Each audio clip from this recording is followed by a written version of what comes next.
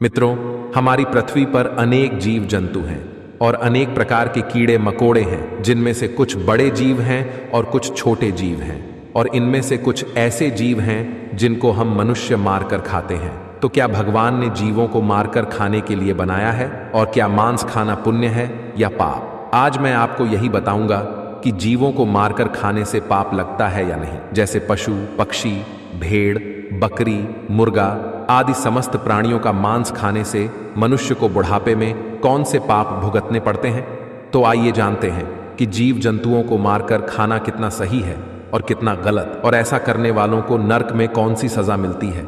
आजकल दुनिया में ऐसे करोड़ों लोग मिल जाएंगे जो मांस खाते हैं और मांस खाने को सही मानते हैं और कहते हैं यदि हम इन जीवों को नहीं खाएंगे तो इनकी संख्या बढ़ जाएगी, और भगवान ने इन जीवों को हमें खाने के लिए ही बनाया है, इसीलिए इनको खाने से हमें कोई पाप नहीं लगता है। और कुछ लोग ऐसे भी हैं जो जीवों को मारकर खाने को पाप मानते हैं, और उनका कहना है कि मांस खाने से पाप लगता है और मांस खाने वालों की पूजा ईश्वर स्वीकार नहीं करते हैं। तो आज मैं आपको एक कथा के माध्यम से बताऊंगा कि मांस खाना कितना सही है और कितना गलत, और भगवान ने मांस खाने वालों के बारे में क्या बताया है। मित्रों, एक बार माता लक्ष्मी भगवान विष्णु से मिलने के लिए जाती हैं और भगवान विष्णु से पूछती हैं, हे प्रभु, जब मैं देवलोक आ रही थी तो मैंने देखा कि पृथ्वी लोक पर अनेक मनुष्य छोटे छोटे जीवों को मारकर उन्हें अपना भोजन बनाते हैं, और ये देखकर मेरे मन में एक प्रश्न उठ रहा है और मैं चाहती हूँ कि आप मेरे प्रश्न का उत्तर दें। तो भगवान विष्णु ने कहा, हे लक्ष्मी, तुम्हारे मन में कौन सा प्रश्न उठ रहा है, मुझे निश्चिंत होकर बताओ। तो माता लक्ष्मी ने कहा, प्रभु, क्या छोटे छोटे जीवों को मारकर खाना पाप है या पुण्य है? तो भगवान विष्णु ने कहा, मैं तुम्हें एक गांव की कथा सुनाता हूँ, जिसे सुनकर तुम्हें पता चल जाएगा कि मांस खाना पाप है या पुण्य है। तो माता लक्ष्मी ने कहा, अवश्य सुनाइए। तो भगवान विष्णु ने कहा, एक बार एक गांव में एक धनी व्यक्ति रहता था और वह किसी पवित्र तीर्थ यात्रा पर जाना चाहता था। जाने से पहले उसने अपने घर में एक दावत रखी और गांव के सभी लोगों को दावत पर बुलाया, और गांव के सभी लोग दावत खाने के लिए उसके यहाँ आए। और दावत में उसने दो तरह के भोजन बनवाए थे, एक शाकाहारी भोजन और दूसरा मांसाहारी भोजन। मांसाहारी भोजन में उसने बकरी, मुर्गा, मछलियां आदि बनवाया था, और सभी गांव वालों को बकरी, मुर्गा और मछली का मांस परोसा गया, और गांव वालों ने बहुत चाव से खाया। और जो लोग मांस खाना पाप मानते थे उन्होंने शाकाहारी भोजन खाया। और सभी गांव वालों के भोजन करने के बाद उस धनी आदमी ने जब ये देखा कि कुछ गांव वालों ने तो भोजन में मांस मछली खा ली, परंतु कुछ लोगों ने इसको हाथ भी नहीं लगाया, और ये देखकर उस धनी आदमी ने सभी लोगों को एक जगह पर बैठाया और उसने कहा कि ये मांस, मछलियां और छोटे जीवों को ईश्वर ने हम इंसानों को खाने के लिए ही बनाया है, ताकि हम उनको मारकर खा सकें। और ईश्वर ने अन्य भोजन के साथ साथ मनुष्यों को खाने के लिए मछलियां और कई तरह के छोटे छोटे जीवों को जन्म दिया है। उस धनी व्यक्ति की इस बात को सुनकर गांव के एक 15 साल के लड़के ने कहा, श्रीमान जी, आप गलत कह रहे हैं। उस छोटे से लड़के की इस बात को सुनकर वहां उपस्थित सब गांव के लोग आश्चर्यचकित हो गए। फिर धनी व्यक्ति ने कहा, बेटे, तुम्हारे कहने का मतलब क्या है? तब लड़का बोल, श्रीमान जी, ये समस्त जीवों को परमात्मा ने बनाया है, लेकिन इनको मारकर खाने के लिए नहीं, बल्कि इनको अपना जीवन जीने के लिए बनाया है। और ये छोटे छोटे जीव भी पृथ्वी पर रहने वाले समस्त जीव जंतु और मनुष्यों की तरह ही जन्म लेते हैं, और इंसानों की तरह ही उनकी भी मृत्यु होती है।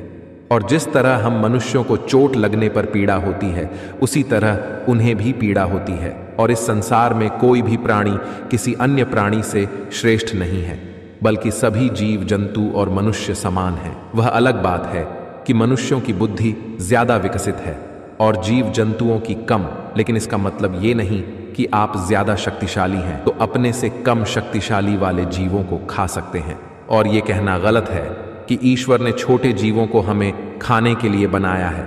हम अपने स्वाद के लिए और अपनी जीविका के लिए और भी चीजें खाकर अपना पेट भर सकते हैं। ईश्वर ने हमें जीव जंतुओं से अधिक बुद्धि दी है।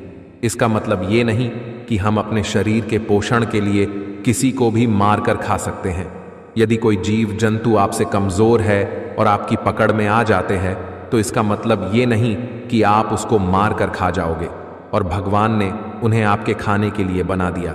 जरा सोचो, मच्छर हमारे शरीर का रक्त पीते हैं, उन्हें हमारे शरीर का रक्त अच्छा लगता है, उसी प्रकार शेर, चीता और बाघ जैसे बड़े जानवरों को हमारे शरीर का मांस बहुत स्वादिष्ट लगेगा और वे जब चाहे हमें पकड़कर अपना भोजन कर सकते हैं। तो इसका मतलब ये नहीं कि ईश्वर ने हमें शेर, चीता और बाघ के भोजन के लिए बनाया है। यदि आप ऐसा मानते हैं कि मुर्गा, मछली और बकरी को भगवान ने हमारे भोजन के लिए बनाया है, तो फिर शेर, चीता, बाघ से अपनी रक्षा क्यों करते हो? भगवान ने आपको भी तो उनके भोजन के लिए बनाया है, परंतु आप फिर भी शेर, चीता और बाघ जैसे जानवरों से खुद को बचाते हो ताकि ये जानवर आपको अपना शिकार न बना पाए। क्योंकि आपको अपना शरीर प्यारा है, आपको अपनी जान प्यारी है। उसी तरह हर प्राणी को अपनी जान प्यारी है और अपना शरीर प्यारा है, चाहे वो छोटा जीव हो या बड़ा, सबको अपनी जान प्यारी है। और ये मनुष्यों की मूर्खता है जो अपने से छोटे जीवों को मारकर खाते हैं। और इस तरह उस छोटे से लड़के की बात सुनकर उस धनी आदमी का मुंह बंद हो गया और गांव के सभी लोग लड़के की इस बात से सहमत हो गए। और फिर भगवान विष्णु ने माता लक्ष्मी से कहा, सुनो, मैं तुम्हें भगवान श्री कृष्ण का एक और उपदेश सुनाता हूं, जिससे तुमको पता चल जाएगा कि मांस खाना पाप है या पुण्य। तो माता लक्ष्मी ने कहा, सुनाइए प्रभु। तो भगवान विष्णु ने कहा, इस कथा को पूरा मन लगाकर सुनना, नहीं तो कथा आपकी समझ में नहीं आएगी। क्योंकि आधी अधूरी कथा सुनने वाले लोग ही मांस, मछली और छोटे जीवों को मारकर खाते हैं। जो कथा को पूरी सुनता है वो जीवन में ऐसा पाप कभी नहीं करता है। तो माता लक्ष्मी ने कहा, जी प्रभु, आप कथा सुनाइए। तो भगवान विष्णु बोले, एक बार भगवान श्री कृष्ण एक पेड़ के नीचे बैठकर मुरली बजा रहे थे। तभी एक हिरण तेजी से भागता हुआ श्री कृष्ण जी के पास आया और उनके पीछे छुप गया। और वह हिरण बहुत भयभीत था। उस भयभीत हिरण को देखकर श्री कृष्ण जी ने बांसुरी बजाना बंद कर दिया और उस हिरण से पूछा, हे मृग, तुम इतने डरे हुए क्यों हो? तुम्हें क्या परेशानी है और किसके डर से तुम मेरे पीछे छुपे हुए हो?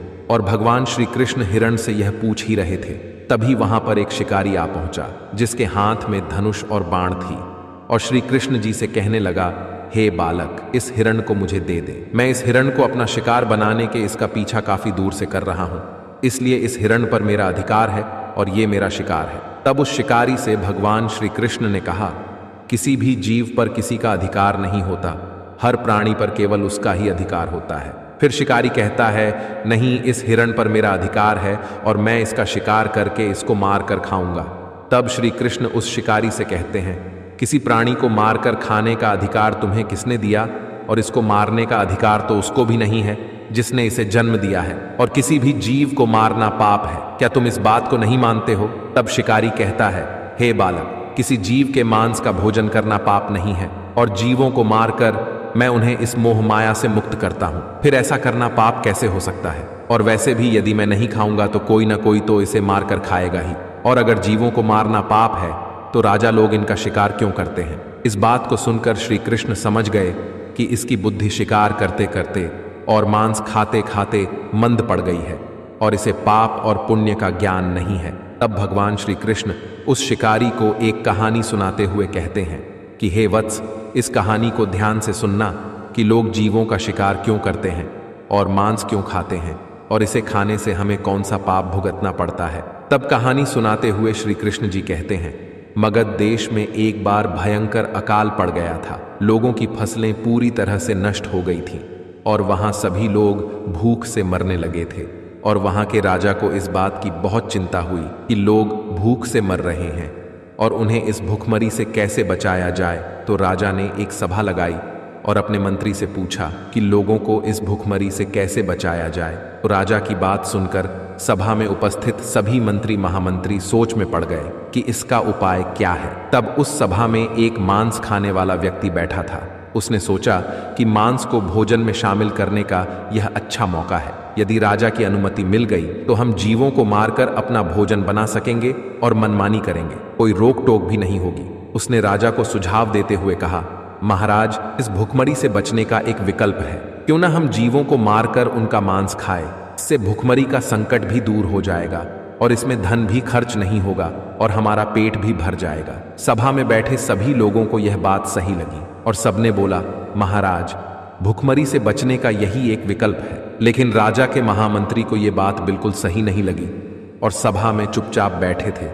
तब राजा ने पूछा, महामंत्री, आप चुप क्यों बैठे हो? तब महामंत्री ने कहा, महाराज, जीवों को मारकर खाना सही नहीं है और मैं अपनी राय आपको कल दूंगा। और रात होते ही महामंत्री उस व्यक्ति के घर गए जिसने मांस खाने की बात कही थी, और मंत्री ने उस व्यक्ति से कहा, भाई आज शाम को ही महाराज जी की तबीयत बहुत खराब हो गई है और वैद्य ने कहा है कि यदि राजा को किसी मोटे ताजे और हष्ट पुष्ट इंसान का थोड़ा सा मांस खाने को मिल जाए तो वे पूरी तरह से ठीक हो जाएंगे, और तुम हष्ट पुष्ट और मोटे ताजे हो, इसलिए मैं आपका मांस लेने आया हूं और मुझे विश्वास है कि आप राजा को बचाने के लिए हमें अपना मांस जरूर देंगे, और महाराज ने इसीलिए हमें यहाँ भेजा है। आपको इसके बदले में जितना धन चाहिए मैं उतना धन देने को तैयार हूँ, बस आप अपने शरीर से थोड़ा सा मांस हमें दे दें।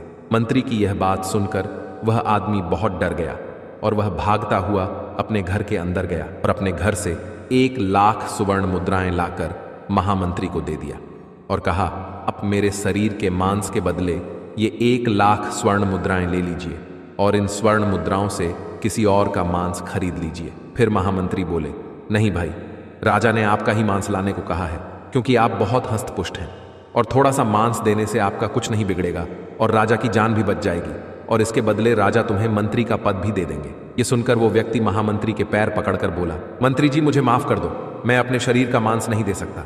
इतना कहकर वह वहां से भागने लगा।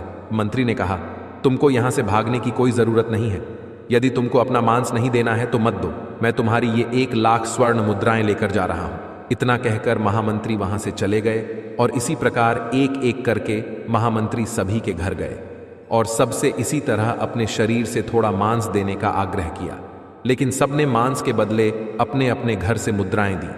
किसी ने 1,00,000 तो किसी ने 2,00,000 मुद्राएं दी, लेकिन अपने शरीर से मांस किसी ने नहीं दिया। फिर महामंत्री उन मुद्राओं को लेकर अपने घर चले गए और अगले दिन सुबह सुबह सारे लोग राजा को देखने उसके महल पहुंचे और महामंत्री भी उन मुद्राओं को लेकर राजा के दरबार में पहुंच गए और उन मुद्राओं को राजा के सामने रख दिया।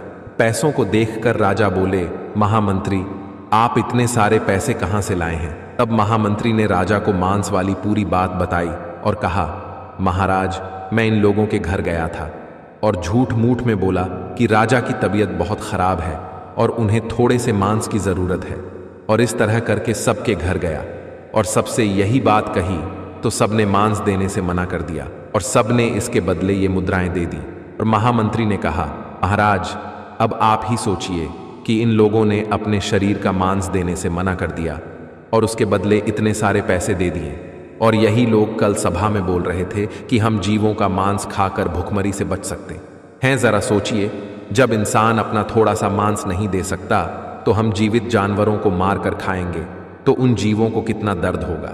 महामंत्री की इस बात को सुनकर राजा को यह बात समझ आ गई थी कि हमें जीवों को मार कर नहीं खाना चाहिए। इस प्रकार भगवान श्री कृष्ण ने उस शिकारी से कहा कि ये कहानी सुनकर तुमको समझ आ गया होगा कि अपना शरीर सबको प्रिय होता है, चाहे वो कोई मनुष्य हो या कोई जीव, और सबके प्राण उतने ही मूल्यवान होते हैं जितने कि आपके, इसलिए हमें किसी को मार कर नहीं खाना चाहिए, क्योंकि यदि मनुष्य को कोई चोट पहुंचाता है तो उसे बहुत दर्द होता है, परंतु दूसरे जीवों को मारने में वह एक पल भी नहीं लगाता। और आप जिस तरह इस हिरण को मार रहे हैं, इसी तरह यदि कोई तुमको अपना शिकार बनाए और तुमको मार कर खा जाए तो कैसा होगा? जिस दिन आपको भी कोई बड़ा जानवर शिकार करेगा उस दिन जिंदगी की कीमत समझ में आ जाएगी। श्री कृष्ण की ये बात सुनकर उस शिकारी की आंखों में आंसू आ गए और बोला, अब से मैं मांस खाना छोड़ दूंगा। मित्रों, मैं उम्मीद करता हूं कि भगवान मांस खाने वाले लोगों की मानसिकता को बदले, क्योंकि कुछ लोगों को लगता है मांस खाना पाप नहीं है और मैं तो खरीद कर खाता हूं इसीलिए मुझे पाप नहीं लगेगा, पर ऐसा नहीं है। पाप सबको लगता है, चाहे आप खरीद कर खाएं या आप जीवों को मार कर खाएं। इसलिए हमें मांस नहीं खाना चाहिए, क्योंकि मांस खाने वाले की प्रार्थना ईश्वर स्वीकार नहीं करते हैं, और मांस खाने वाले लोगों को इस बात का छोटे से लेकर बड़े जीवों तक सभी को ईश्वर ने अपना जीवन जीने का अधिकार दिया है। उनका जीवन नष्ट ना करें, अपने से थोड़े से स्वाद के लिए उनको मार कर ना खाएं, क्योंकि खाने के लिए ईश्वर ने आपको फल फूल और सब्जियां दी हैं। मित्रों, उम्मीद करता हूं आपको ये वीडियो जरूर पसंद आई होगी, इसलिए वीडियो को लाइक करके चैनल को सब्सक्राइब कर लेना। बोलो जय श्री कृष्ण।